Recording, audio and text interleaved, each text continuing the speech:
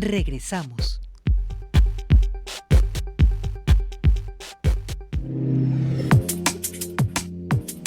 Seguimos en Cosa Pública 2.0, vamos a línea telefónica y vamos a saludar y agradecer enormemente al doctor Carlos Alonso Reynoso, epidemiólogo y también experto en salud pública, que nos tome esta llamada. Usted recordará que, bueno, hace 4 años cuando se decretó la llegada de la pandemia por COVID-19 a México, en el mes de marzo se decretaron el confinamiento tanto a escala estatal como nacional y, bueno, estoy seguro que la mayoría recordamos aquel mensaje del 20 de marzo de 2020 del gobernador Enrique Alfaro, que llamó a confinarse al menos 5 días, supuestamente para evitar semanas de aislamiento. Ya sabemos que eso no ocurrió, pero ¿qué tanto aprendimos si no de la pandemia? De esto queremos conversar con el doctor Carlos Alonso Reynoso. Carlos, ¿cómo estás? Muy buenas tardes.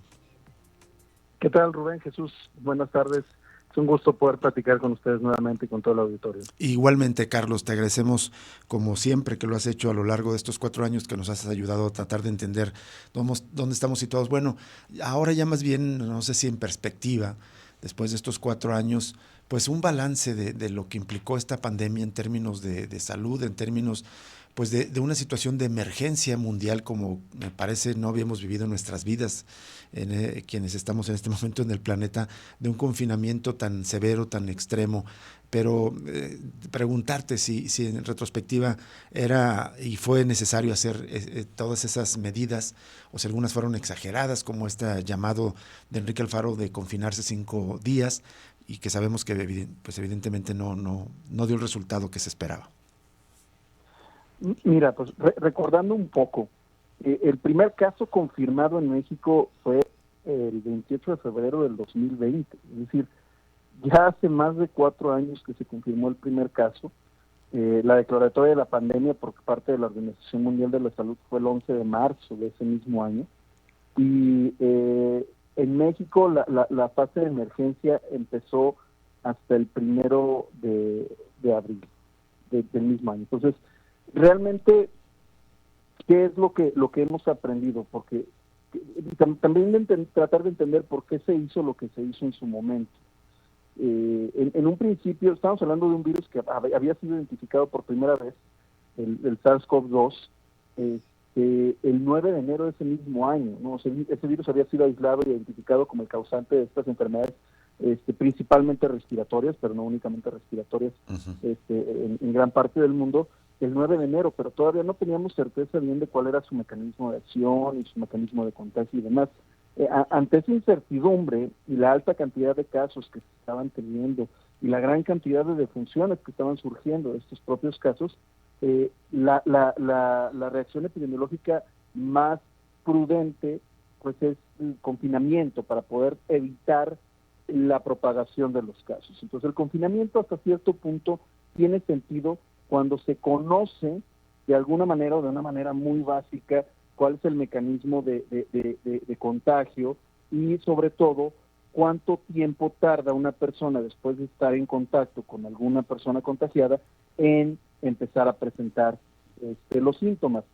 Siendo muy sinceros, este confinamiento de 5 días que se tuvo aquí en su momento en Jalisco, tenía buenas intenciones el hecho de confinarnos, pero los 5 días como tal no tenían una justificación o un sustento científico, porque pues no cubrían el periodo de ventana, no cubrían con el tiempo de incubación de la enfermedad, pero pues algo pretendían lograr. Entonces, en ese sentido,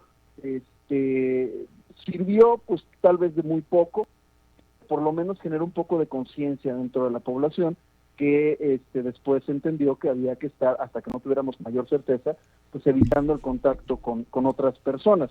Como recordarán, después la recomendación fue en un principio que si tú resultabas contagiado, pues evitaras salir de tu casa por 15 días, luego lo redujeron a 10 días, y después ya al final, y muy recientemente, el CDC, los CDC de Estados Unidos, lo redujeron a incluso 5 días, que fue que empata un poquito, ¿no?, con estos 5 días que recomendaban en el 2020. Exactamente. Pero para ese entonces seguíamos todavía sin saber realmente cuál era el mecanismo de contagio. Pues ustedes recordarán que la gente iba a los supermercados y regresaban y desinfectaban absolutamente todo lo que habían comprado, porque se nos había hecho creer que se podía transmitir a través de las superficies. Y esto fue un error, pero no fue un error nada más de las autoridades locales y de las autoridades nacionales. Un error que viene desde la Organización Mundial de la Salud y tiene que ver con el reconocer que la enfermedad se transmitía vía aérea. La renuencia por parte de las autoridades mundiales en salud para reconocer que esta enfermedad se transmitía vía aérea, a pesar de que había muchos expertos en el tema que lo estaban diciendo desde muy empezada la pandemia, fue sorprendente. Pareciera que se quiso hacer una responsabilidad personal más que una responsabilidad gubernamental, y les voy a explicar brevemente a qué me refiero.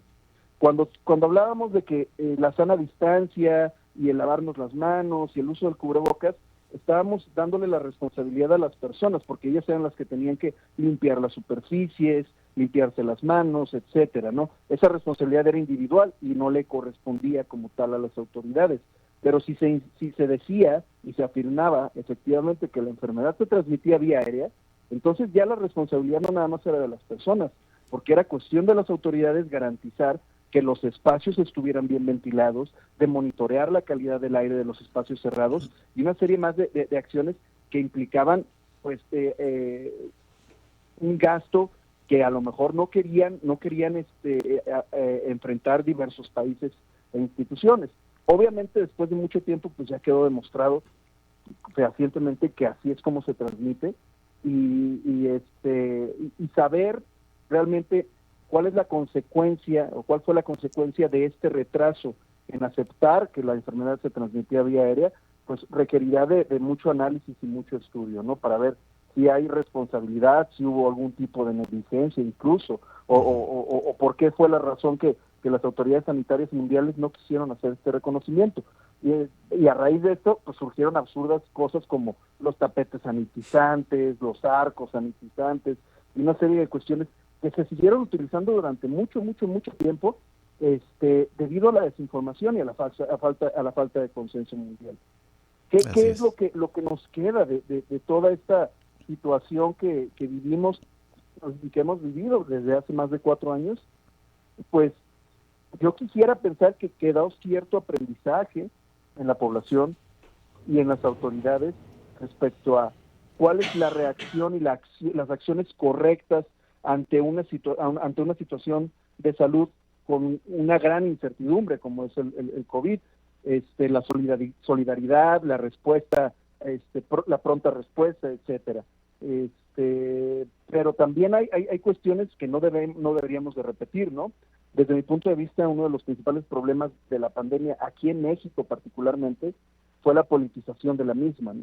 Cómo se politizó todo lo que tuviera que ver con la pandemia y se discutía si estaba bien o no estaba bien utilizar cubrebocas, si estaba bien o no estaba bien hacer obligatorio el uso del cubrebocas, y una serie de cuestiones que en lugar de generar certidumbre en la población, generaban desconfianza, y eso pudo haber, yo creo que sí afectó en medida importante a la salud de la población. Justo sobre esto, Carlos Alonso, ya que hablas de la politización, pues sé que es una pregunta quizás difícil, pero ¿te animarías a hacer un balance de cómo respondieron tanto el gobierno del Estado como el gobierno federal? Para algunos se hizo extremadamente mal y quizás derivado de esta polarización, de esta, si estás a favor o en contra del gobierno, se toman posiciones prácticamente de todos los temas y evidentemente de cómo se respondió ante el COVID es uno de estos temas. Para algunos se hizo extremadamente mal, incluso se provocaron más muertes de las que se reconocen y para otros se respondió bien. ¿Cuál es tu punto de vista acerca de cómo respondió el gobierno mexicano y el gobierno de Jalisco ante esta emergencia sanitaria? Nuevamente, me queda claro que este es un tema totalmente politizado, ¿no? En donde se está buscando sacar provecho electoral de una situación que nos afectó a todos. Como todas las autoridades, tanto la estatal como la federal, hubo aciertos y hubo errores. El punto aquí es determinar cuál fue el origen de estos aciertos y estos errores. Si estos aciertos y estos errores fueron negligencias, los errores como tal fueron negligencias premeditadas o fueron errores que eran inevitables, ¿no? Debido a la incertidumbre de la situación. Yo creo que no hubo un pésimo manejo, como lo han hecho ver algunas personas. Yo no creo que el manejo haya sido tan malo. El discurso que se está generando entre algunos personajes y políticos actualmente, me parece que no está bien encaminado. Creo que sí hubo algunas fallas y algunos errores, pero francamente hubiese sido muy difícil disminuir o reducir la letalidad de la enfermedad cuando evidentemente estábamos ante una situación que no podíamos controlar. Económicamente hablando, no era viable para el grueso de la población quedarse en su casa y no salir a trabajar, el evitar contagiarse. Entonces, sí, pues estuvieron expuestos por necesidad un gran porcentaje de la población y desafortunadamente muchos de ellos fallecieron. Fallecieron porque pues no teníamos la vacuna, pero no es porque no la hubiéramos querido tener. La vacuna, nosotros en México fuimos uno de los primeros países en poder tener la vacuna contra el COVID y se trató de vacunar a la mayor cantidad de gente posible en el menor tiempo posible. Y creo que hasta cierto punto se logró. Eso redujo mucho la letalidad y la mortalidad de la enfermedad. Sin embargo, creo que, como te digo nuevamente, el que haya habido una falta de coordinación entre los distintos niveles, entre los distintos partidos políticos y actores políticos, generó desconfianza, incertidumbre en la población y también generó problemas de logística que pudieran haberse resuelto fácilmente si hubiera habido voluntad y disposición por parte de los actores. Yo sigo creyendo que el principal problema de la pandemia y de todo esto que hemos vivido fue la politización de la misma. En cuanto se refiere, en cuanto al manejo, pues se tuvieron que hacer las reconversiones hospitalarias, sí, porque era una necesidad de atención inmediata. Esto afectó y generó que personas que requerían atención por otras enfermedades desafortunadamente fallecieran. También es cierto, está demostrado, ¿no? Porque debido a que hubo reconversión hospitalaria y la atención estaba centrada casi al 100% en COVID, hubo personas que requerían cirugías, que requerían tratamientos y demás, que no los obtuvieron en tiempo y que desafortunadamente tuvieron complicaciones y fallecieron. Creo que eso es un problema del cual todas las autoridades sanitarias del país deberían de aprender para que no se repita, porque es muy difícil hacer esa gestión. Yo no digo que sea una cuestión sencilla, pero sin embargo tenemos este aprendizaje de más de 4 años y no podemos permitirnos que vuelva a suceder. Y lo digo porque cuando vuelva a suceder, porque creer que esto no va a volver a pasar es vivir en el engaño. Y desafortunadamente los políticos están acostumbrados a eso, a vivir de la desmemoria, a vivir del olvido. Y si así están acostumbrados a gestionar su actuar político, su actuar administrativo, pues evidentemente van a olvidar todo lo que sucedió y yo los llamaría a que hicieran conciencia de lo que ha pasado para que no vuelva a suceder. No sé si me estoy dando a entender. Sí, por me supuesto. preocupa mucho porque eventualmente vamos a volver a tener una pandemia. Y no sabemos de qué tipo ni de qué magnitud. Y me preocuparía que volviera a suceder exactamente lo mismo que hemos vivido sin tener ningún aprendizaje. Exacto. Hay mucha información para analizar, para trabajar y para aprender. Yo espero que las autoridades y los personajes encargados de tomar las decisiones sean lo suficientemente responsables y autocríticos como poder entender qué fue lo que se hizo bien y qué fue lo que se hizo mal. Carlos, te quiero pedir un favor. Tenemos que hacer un corte para identificar la estación y pedirte si nos esperas un minuto para continuar con un par de preguntas contigo. Claro que sí. Muchísimas gracias. Volvemos después de este corte. Ya regresa Cosa Pública 2.0 con Rubén Martín y Jesús Estrada.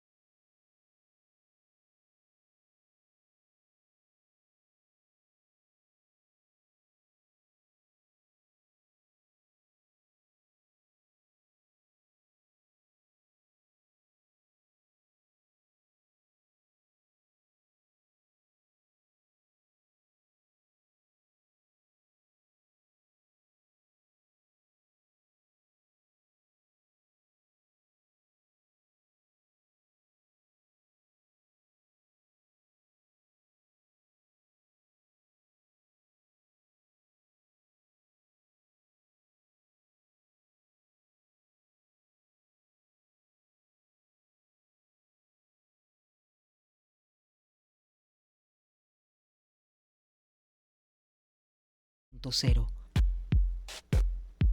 Regresamos.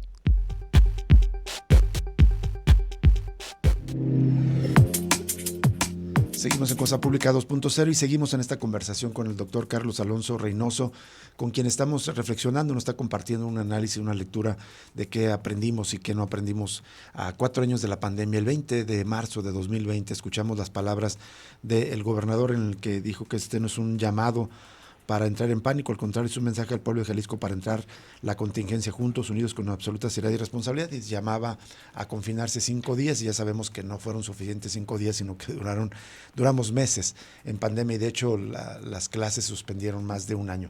Jesús, tú tienes una pregunta. Sí, Carlos Alonso, ¿qué tal? Un gusto saludarte. Quería hacerte varias preguntas sobre las cosas que deben cambiar de cara a las próximas pandemias que van a venir, obviamente.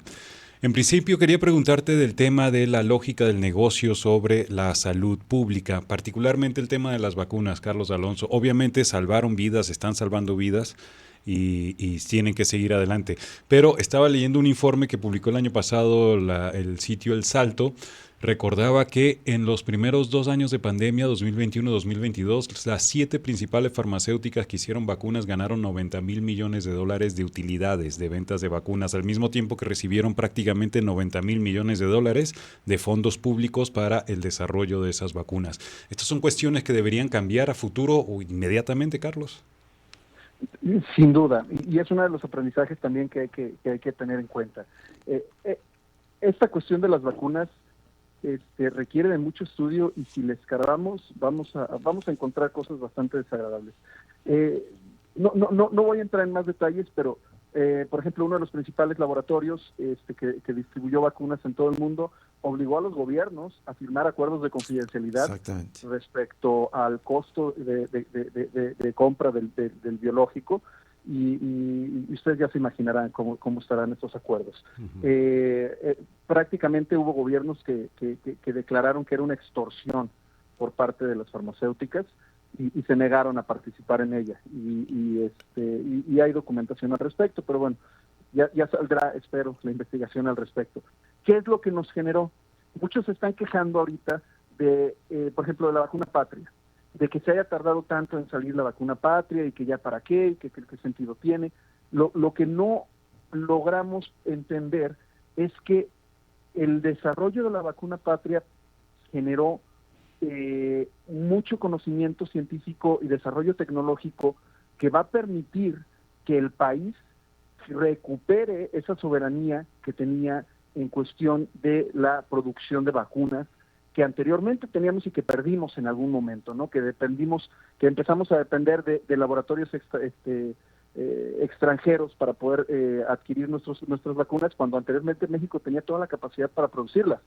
Este desarrollo de la vacuna Patria permite no solo la elaboración de esta vacuna, sino va a permitir la elaboración y el desarrollo de nuevas vacunas para distintas enfermedades, para nuevos patógenos que puedan surgir eventualmente, y creo que es un paso importante en ese camino en el que bien mencionas que hay un problema que tiene que ver con las farmacéuticas internacionales. El negocio privado. Y ya se está acabando el tiempo, y solo preguntarte, otro gran pendiente sería el sistema de salud digno público acá en nuestro país, que se habló tanto al principio de la pandemia sobre su necesidad. Se prometió lograr un modelo como Dinamarca, pero pues estamos lejos, ¿no?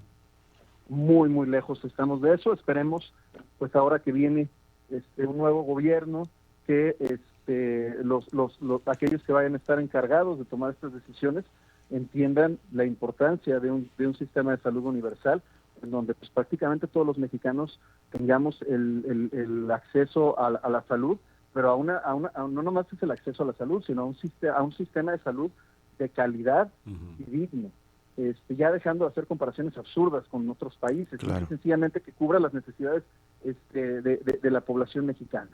Y ojalá se logre. Yo tengo esperanza de que así sea.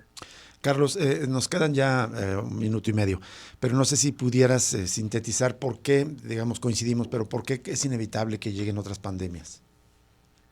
Pues miren, históricamente así ha sido. Hemos vivido como civilización distintas pandemias a lo largo y epidemias muy, muy graves a lo largo de cientos y miles de años. nuevamente los virus mutan constantemente, y mientras más estemos depredando el medio ambiente y conviviendo con especies portadoras de virus con las que regularmente no convivíamos, como ciertas especies de quirópteros y otras especies que no son habituales para el convivio con seres humanos, pues nos exponemos a que eventualmente uno de estos virus brinque a nosotros, y va a suceder, eventualmente va a suceder. Esa es la realidad. Lo que no sabemos es cuándo ni cómo. Entonces, solamente tenemos las herramientas para estar preparados a la respuesta de esta nueva pandemia. Exactamente. Carlos Alonso Reynoso, te agradecemos enormemente que nos hayas tomado la llamada hoy, como igual te agradecemos que a lo largo de la pandemia, en distintas ocasiones, siempre has sido muy generoso en atender nuestros llamados para ayudarnos a comprender esta situación. Te agradecemos de nuevamente hoy. Siempre es un gusto. Fuerte abrazo a los dos. Igualmente para ti, Carlos Alonso Reynoso. Y efectivamente, pues va a ser inevitable otra pandemia. Ya lo hicimos muchas veces a lo largo de estos 4 años. Volvemos a recomendar la película Contagio de Steven Soderbergh, una película de 2011 que realmente dibujó, y creo que es una explicación bastante certera, bastante cercana a la realidad de cómo es que se producen estas enfermedades producto de la zoonosis, es decir, la expansión de las actividades económicas, de distintas dinámicas de acumulación de capital impulsadas por el capitalismo contemporáneo, y los intereses económicos de las grandes empresas entran en contacto con, digamos, territorios que no tenían contacto con humanos, y prácticamente en esas interacciones es donde se producen estas zoonosis que llegan estas enfermedades. De tal manera, pues creo que es una de las cosas que no hemos aprendido, no hemos modificado absolutamente en nada el modelo económico, productivo y consumista, extractivista, que rige en este momento el capitalismo, y por lo tanto van a ser inevitables nuevas pandemias. Perversamente la discusión no se fue por ahí, sino si fueron los chinos o en algún laboratorio donde se inventó este fino con un virus con un fin perverso. Esa era la discusión que lamentablemente que se perdió. Y las, declaraciones políticas absurdas, por ejemplo, de Enrique Alfaro, que lo hicimos mejor que el gobierno federal, como si realmente se hubiera distinguido, y que pues las críticas de que se hizo totalmente pésimo en este gobierno. Ya escuchamos las palabras de Carlos Alonso Reynoso. Nos vamos, muchísimas gracias por acompañarnos.